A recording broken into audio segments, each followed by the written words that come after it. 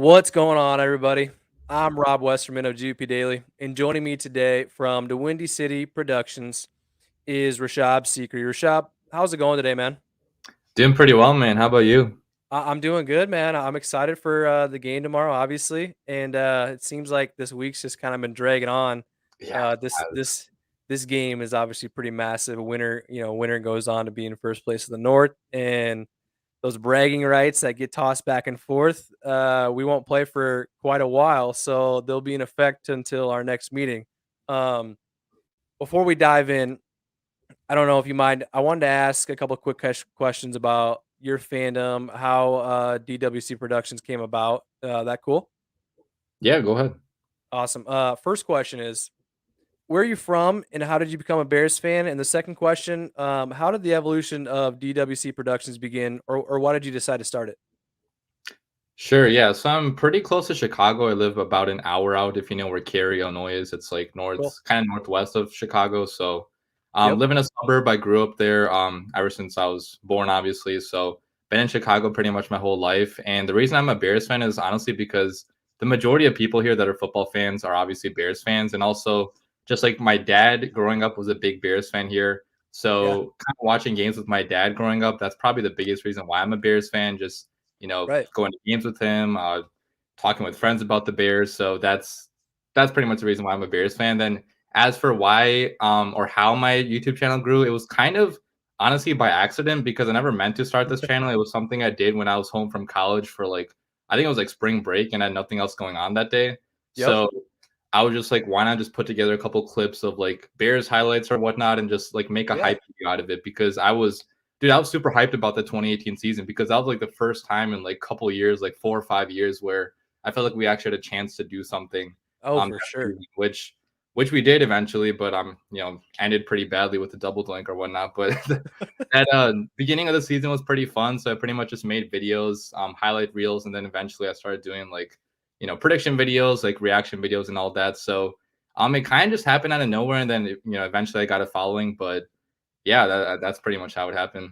No, that's cool, man. Yeah, like you said, with the 2018 season, the defense that year for you guys was just, I mean, was just unreal, really. Dominance, man. I miss that defense so much. And I had always had seen things where it's like the best defense since '85. Was that in your opinion the best defense since '85? Oh, 100%, man. I Yeah. think it was. I mean, I think 2006 could make an argument because we went to the Super Bowl that year. But in Right. terms of like just like basic stats and also like the fact that playing defense nowadays is way harder than it was like 10 years ago, right? Because Right. there's all these rules that you can't hit the quarterback, you can't do this. So I think Basically doing can't do that in anything. Yeah. yeah, dude, doing that in 2018 was much more impressive than what we did in 2006, in my opinion. No, I completely agree. Yeah, they've altered the rules. I feel like that help Yeah, the offense, and I haven't really seen any rules that help the defense, no, there's none. unless that taunting rule is helping it with the Oh, offense if they get a big play. We don't need to dive into that rule because it's yeah. ridiculous. Terrible. No, man, that's great. I appreciate you answering that question. Yeah. So the point of today's show was basically just to get a non-Packers fan input on how this game can go on Sunday, and someone educated and pretty even keeled like yourself with their predictions, opinions on the Bears, Packers overall. I thought you'd be great to have on the show. So to start, I would say the biggest thing, the defense for the Bears, obviously. So I know there's more, but I'm going to highlight these guys here: Allen Robinson, Khalil Mack, Akeem Hicks, all listed as questionable. I know even though Khalil Mack didn't practice, it sounds like he's going to be a go. Allen Robinson seems like he'll play, but a big time decision for Akeem Hicks. Looks like he's going to be a game time. I'm not sure if you have any more input on that, just from what I've seen. But as we both know, and you more, how much of a monster he is on the inside. He has been injured before, and the Bears defense still performed well. But if you've got him along those stars, on that defense, it'll be a game changer. So if Akeem Hicks can't go, and I'll assume that he'll be able to play because I don't, unless it's a legit thing going on with him, it'll be hard to imagine he'll miss this game. Mhm. But if he can't, who are some guys that can step up and get some interior pressure against the Packers O line and Aaron Rodgers? Yeah, good question. So I would say the most talented position right now in the Bears roster overall is definitely the defensive line. Because Ryan Pace, it seems like that's the one area he can draft pretty much every year. He can sign people too. So Yeah. honestly, obviously, like you said, having Akeem Hicks in there makes a huge difference. Like this guy, even if he's not playing well, he's like an energy presence there. He's like a leadership guy too. So Yeah. just He having talks his some voice, shit and gets after we it. always Yeah, I talk like to him, him. man. Yeah, So he's a just monster. yeah, dude, having him on the sideline there, having him just like riling up all the guys, that's obviously going to be huge. But I feel like just from a pure talent perspective, we do have some other guys because Akeem Hicks didn't play the last I think 2 games it is now and against the Raiders last week. He pretty much dominated that Raiders offensive line, which that Yep. offensive line is pretty bad anyways, but still like so I would say some guys to watch out for are definitely Mario Edwards. We signed this guy last year from the Raiders, and he's been a pretty good acquisition for us. Bilal Nichols as well. Yeah. He played nose tackle last year. This year he's sliding over to the other side because Eddie Goldman is coming back this year. So I would say Eddie Goldman, Bilal Nichols, Mario Edwards are probably the main guys to watch out for on the interior. But obviously having Akeem Hicks back would be huge for us. Yeah, every time we play him, I see him like I feel like I think the last year he played the first half and maybe got injured and didn't play the second half. I don't know if you remember. Yeah, I think you might Um, be right. got injured at some point, but when he went down, I was like, man, that is huge. And talking Yeah. with some other Packer guys this week, Mm. the question of Khalil Mack or Akeem Hicks, which one's scarier? Obviously, Khalil Mack, former defensive player of the year. He's just a monster. But that interior pressure is just so different and changing the game, and especially with Aaron Rodgers back there, and you put him and Khalil Mack together, it's just nuts, man. So yeah, I agree. It's gonna be if he does play, it'll bring a lot more energy, and he's kind of like he's not a Ndamukong Suh type Mm. because he's not. I wouldn't call him dirty whatsoever, but he's kind of like a villain if he's not on your team. Oh yeah, he is. Because one, he's so good, and two, yeah, he brings that Yeah. shit talking energy, and he backs it up, and he's intimidating. I mean, just look at the guy. So Oh yeah. He's gotten kind of older too now, so he's not like yeah, performing at the same level, I would say. But like you mentioned, like just his shit talking, his voice is a big thing for our defense for sure. yeah, I completely agree. So Bears defense is definitely the best defense we've faced so far this season or will face. And I felt like in the games that I've watched, their defense as an entire unit has really just produced in all levels. 18 sacks, which is first in the league. Max got 5. Robert Quinn's has 4 from 4.5 from my notes here, and then Roquan Smith is, what I would call an elite player with sideline to sideline speed. It just feels like there are big name players all over from Mac, Hicks, Robert Quinn, Roquan Smith, Eddie Jackson, and the up and coming Jalen Johnson. Considering the Packers' offense from the O line being banged up and missing, receiver two Marquez Valdez Scantling, my question to you is, which player in the Bears defense is going to have the biggest impact tomorrow? Do you think? Biggest impact. I would have to go with probably Khalil Mack just because I feel Yeah. like pressuring Aaron Rodgers is like the biggest thing we have to do in this game because Yep. obviously us being Bears fans, we know how much this guy has killed us over pretty much my entire life watching the Bears. So I think that rushing the passer is by far going to be the most important thing, and he's probably the most talented player on our defense overall. But I would also say like Jalen Johnson is probably a close second just because I'm not sure if he's going to follow Devontae Adams the entire time or if he's going to stay on one side or whatnot. But whatever happens, like obviously Devontae Adams is the best receiver in the NFL right now. Like he has like 40 receptions for like 500 yards or something crazy. So Yep. stopping Devontae Adams is going to be crucial for us too because I feel like we don't have the most talent still in the secondary right now. That's probably the biggest weakness on our defense. And our new defensive coordinator Sean Desai, which we hired this year, he's actually helped us like disguise some of those weaknesses by being able to rush the passer a lot by creating these creative stunts up front. So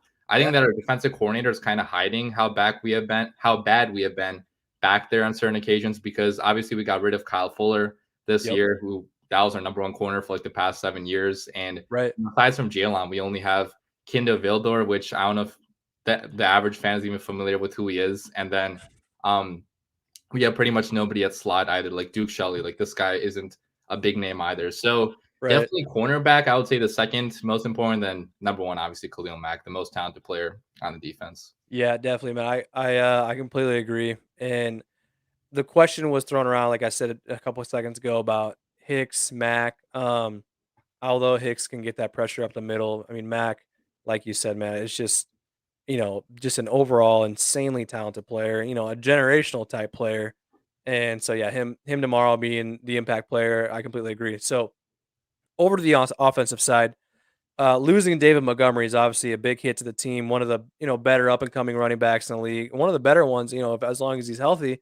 And I've always said, and I referenced it on the show this past Wednesday, when they run and establish Montgomery, they're really able to get into a good rhythm offensively, at least from what I could tell. And so I remember that game where I think it was 2 years ago when the Bears were doing that pitch and went out at like the 3 or 4 yard line at the end of the game. You remember that? Um, It was two a years close ago? game. It was a close game, end of the season, and they were doing the pitch and pitch of the last second play of the game. Oh, I remember that. Yeah, Yeah, yeah, yeah. yeah. The So, like, last that time. game that game, the first half, it felt like the Bears were in complete control. They were running the ball. In the second half, they just kinda went away from it, Yeah. and I think that was just, a mistake, really, because they were just controlling the game. We couldn't stop the run, and I think maybe we scored once or twice to kinda maybe get him into a passing way, but still coulda ran it. But anyways, back up to Montgomery, Damian Williams, he went on the reserve COVID-19 list, so that leaves, Khalil Herbert, 6th-round draft pick from this last year. A week ago, had a great game, 18 carries, 75 yards. Along on that offense, you got Robinson, Mooney at receiver, who's leading the team in receiving, and then Cole Kmet at tight end. My question to you, with, the Packers defense missing Jair King in the secondary, and then obviously Za'Darius in the trenches, how do you think this Bears offense will attack the Packers defense? Yeah, so I think it's still going to be a lot of running the football just because our not new offensive coordinator, but he recently took over play calling duties from Matt Nagy. He's Yep, shown like a strong tendency to want to run the football as much as possible. It doesn't matter like which running back we have back there. Obviously, having Monty would be huge for us because he's one of the best, running backs in the league, in my opinion. And then yeah, obviously, not having Damian Williams either, like that's also a big loss because this guy the last game being used with Khalil Herbert, like he still had like 16, 15 carries, something like that. So yep, obviously that's a big loss, but I do feel like Khalil Herbert, the rookie, he's also been pretty impressive. So I still think that the game plan should be to run the football as much as you possibly can. If you can go down the field just doing that, then great. Because Justin Fields, as much as I like adore him, he's still a rookie, right? So you're gonna have to throw the football down the field on certain occasions. Just because if Aaron Rodgers is on the other side, like you're gonna have to score points eventually. Like I don't think our defense is gonna hold Aaron Rodgers to only scoring 9 points like we did the Raiders last week. So we are gonna have to put up points eventually, but I still feel like running the football, I'm getting play action going off of that. That should be the main focus here, just because our run blocking up front has been pretty good, but our pass protection hasn't been that good so far. We're missing, two offensive tackles. We got a 40-year-old Jason Peters on one side. We have Jermaine Fetty. He's not even playing in this game. So I think we have Elijah Wilkinson on the other side. So, yep, the Packers pass rushers, I'm not sure exactly how good their depth is right now, which you can probably talk about more. But, yeah. yeah, if it's so, you guys can still probably get So, yeah. deals because that's how bad our pass protection has been this year. So running the football still the main goal. But if we can throw down the field with Jair being out, that would be great as well. Yeah, I agree, man. I think that's a perfect answer. Like I said, with guys like Jair King, Zarius down, our corner group overall is depleted. And if our pass rush, excuse me, can't generate consistent pressure, our DBs could be in for a long day. Obviously against Justin Fields and his Yeah. potential as a passer. Like you said, the last two games that I was watching of him, I've seen some throws that are like some wow throws, whether he's dropping it into tight space or put some zip on it to move the chains. The potential is definitely there for him to create some big plays. I just think if he's throwing to Mooney down the field, Mooney's probably going to get his, once, maybe twice. And if they keep trying with our DBs the way they are, our safety group's, intact, but Stokes, rookie, who's basically the number one receiver right now, or number one corner right now, is really going to have to step up if he's, guarding Robinson, guarding Mooney, excuse me. So, Yeah. it'll be interesting, like you said, running the ball, setting up play action and kind of making the defense stay true to that, and it could open up some big holes. So next up, man, we have our keys for each of our teams to come away with a win tomorrow. I'll let you lead the way here. What is the biggest key to the Bears beating the Packers tomorrow? Yeah, so I talked about this in my recent video, which I did a Packers Bears preview. But pretty much the main key I would say is definitely, like I mentioned already, pressuring Aaron Rodgers. Yeah, Because if you let this guy go off, like there's no chance we're gonna win this game. I mean, even being at Soldier Field, like it doesn't matter for him because he's pretty much beaten us at Soldier Field every single time in his career, besides for like a few games maybe. So I think that obviously pressuring him, getting that pass rush going from the interior and also the the outside too, like that's going to be huge because I saw a stat somewhere where it said that Aaron Rodgers under pressure has actually not been like one of the best Yeah. quarterbacks this year. Like Yep. that's one of the only times he's like probably not been good this year. Otherwise, he's still like an elite quarterback. So I think that if we get pressure on him, if we get like 3, 4 sacks, which I guess it might be possible if Definitely. looking at your like what's on your so you guys say injuries on the offensive line, right? It's like for Yeah. this game. It's tough. How Yeah, many obviously. Go ahead, sorry.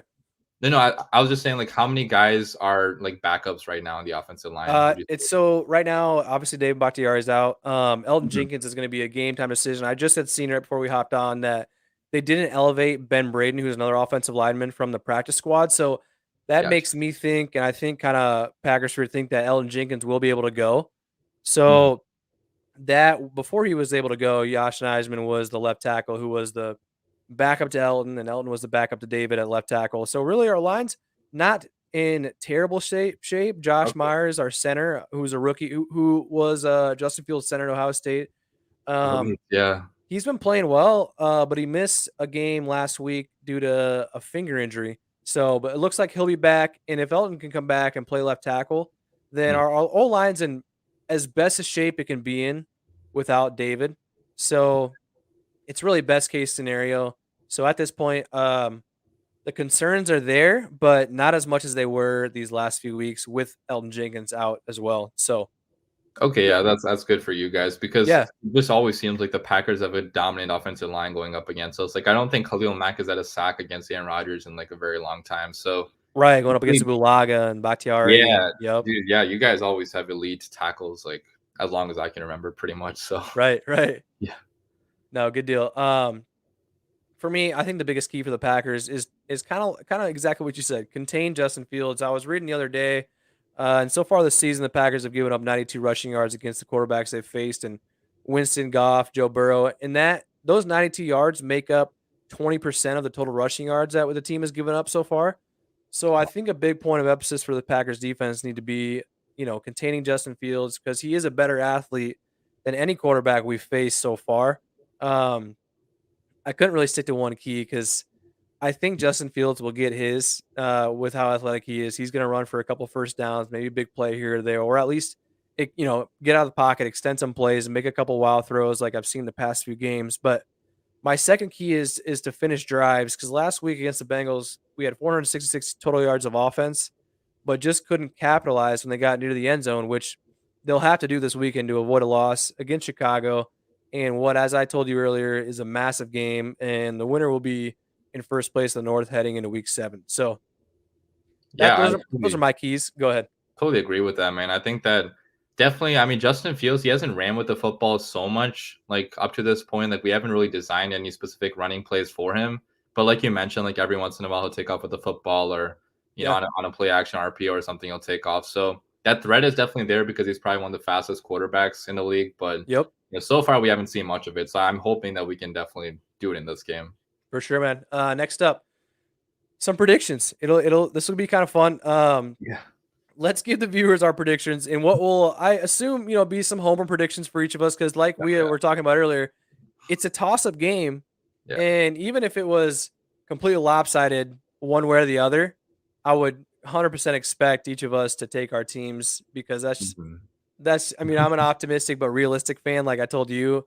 But sometimes that optimism, seeps over the realism and Well, you whatnot. guys, So you guys have a reason to be more optimistic than we do because we're like 3-14 against you guys in the last like what 17 games. So right, right. So I'll always take the pat. I'm in a pick'ems league every week, and I last 4 or 5 years, I don't think I've ever picked the Packers to lose because Mm. I'm looking at stuff all Yeah. week, and mainly what I'm looking at is Packer stuff, and it's always talking about how we can win, and that gets in my head, and I'm like, you know what, like, we could do that to win, when realistically it's like, no, like, probably is not gonna happen. So, anyways, man, I'll let you go first. Who wins this game tomorrow, and what will be the score?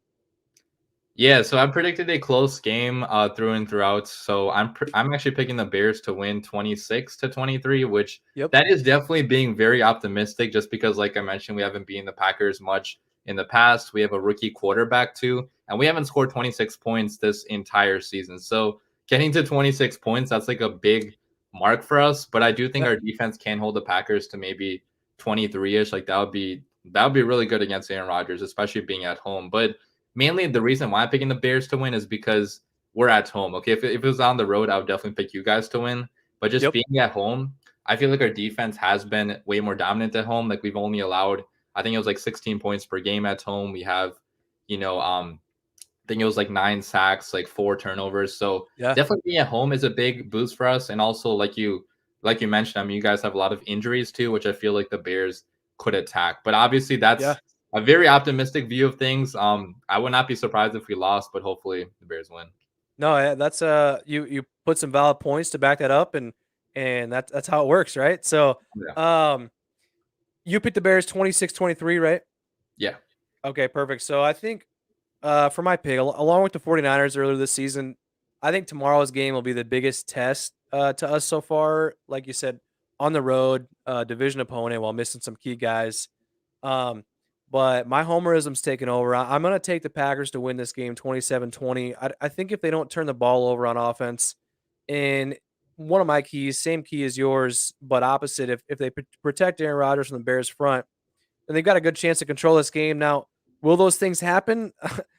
I don't know. We'll have to wait and see tomorrow. But either way, I think it's going to be a close game. Division rivals. I mean, this game means a lot. It's early in the season ish, and it's already kind of, if one team beats another, it kind of not really separates, but it kind of gives you that edge up, moving forward, and then makes that second game, regardless of the outcome, that much more important. So before we close it down, man, where can the viewers find your content and work? Yeah, sure. So if you just search the Windy City Productions on YouTube, or if you just search DWC Prods on Twitter, that's pretty much where all my stuff is. I also have an Instagram page too, which is linked pretty much in all my YouTube and Twitter accounts. So yeah, that's pretty much where you can find me. Perfect, man. I texted you right before the show and it said Yeah. I'm gonna ask you who's your least favorite Packer personality reporter? Like who's that one guy you see on Twitter just spilling these massive like dumpster fire takes or just like a constantly Right. attacking Bears fans? Like who's that one guy that comes to mind? I'm sure you know him. Like, I don't know how to pronounce his last name, but Peter Bukowski or whatever. You know that guy? Yeah, oh yeah, for sure. Yeah, I'm very dude. I'm familiar. sure he's a nice person, everything. So I'm definitely not attacking him as a person, but Yep. just some of his takes on Twitter, like he's very anti-Bears and just like I don't know, he's been fighting a lot with Bears fans. So I think that guy definitely. But otherwise, man, like I'm pretty cool with like most people on Packers Twitter. Like Yeah. compared to like Vikings fans and Lions fans, you guys are not even bad. Like Yeah, no, I have a bunch of friends that are Packers fans too. So yeah. What about you on Bears Twitter? Do you have any least favorite people? So, one came to mind immediately. It's this guy. He's got like a Bears cartoon, like muscle bear as a picture. I couldn't find his name. It's like a Mark something or Max. Oh, Max Markham. Yes, dude. Yes, I tried looking him up on Twitter because I don't follow him. I just see him on my timeline every once in a while. Yeah. And I don't know exactly what it is, but it seems that's the guy that came to my mind right away. So what's it, Max Markham? Yeah, yeah. It's I think he's mostly just a fan. He's not a reporter really, but yeah, he's a Twitter personality for sure. okay. So Yeah, he likes to talk trash too. He does, and props to him for doing that. But he was the Yeah. guy that came to mind immediately when I thought of this question. So yeah, Max Markham, man, he's right there. Not that I see him. Or I guess I could say Adam Rank too. Um, Oh god, I love Adam Rake, man. He's a homer though, like right, full and hey, homer. props to him, man. If Yeah. we had I don't really think there's a diehard Packer fan that has kind of the platform he does, working for NFL Network and that kind of thing. Oh yeah. Um, I mean, James Jones, obviously a former receiver, works for NFL Network, and Yeah. clearly he's a homer. But Mhm. Adam Rank is like I feel like he's a super fan. He's got a big platform. He's on a bunch of stuff all the time, and openly picking and choosing the Bears and supporting them. So I Oh think yeah, he's definitely biased in his picks. Like I don't think he's picked a single loss for us this year. yeah, that's me to a T, dude. I exactly the same thing. If I were in your shoes or anybody's shoes, I would. I'm looking at these optimistic things all week and week and week. Mhm. Jay Beckman says Adam Rank is soft. Yeah, he's a very unpopular guy in the Packer world. But Right. I mean, come on, I can only give him props for Oh not yeah. only working hard to get where he's at, and then Mhm. sticking to his true values. Oh yeah, dude. So no, that's cool, man. That's cool. So Peter Bukowski for you, Max Markham for me, and I get your Peter Bukowski take. You know, he's Yeah, pretty fiery on Twitter and whatnot. I listen to yeah. Locked On Packers quite a bit. So, um, anyways, any last words here before I close it down? Of Not much, man. Thanks for having me on. I mean, I'm looking course. forward to the game tomorrow. I'm hoping it's close to be honest, because if we Yeah. lose by a lot, I'm definitely not gonna have much hope for the rest of the season. But we'll see what it's happens, man. it's early, man. That's longer season. So no, That's true. That's true. That's I get true. it. So awesome, man. So I've included in the description of this video the links to Rashab's social channels. So be sure to check those out. Rashab, thanks again for joining me, and No problem, man. thank you to you guys for watching and chiming in. Get pumped, get ready because we got a matchup between two of the cornerstone franchises of the NFL tomorrow. Thank you all for watching. Have a great weekend.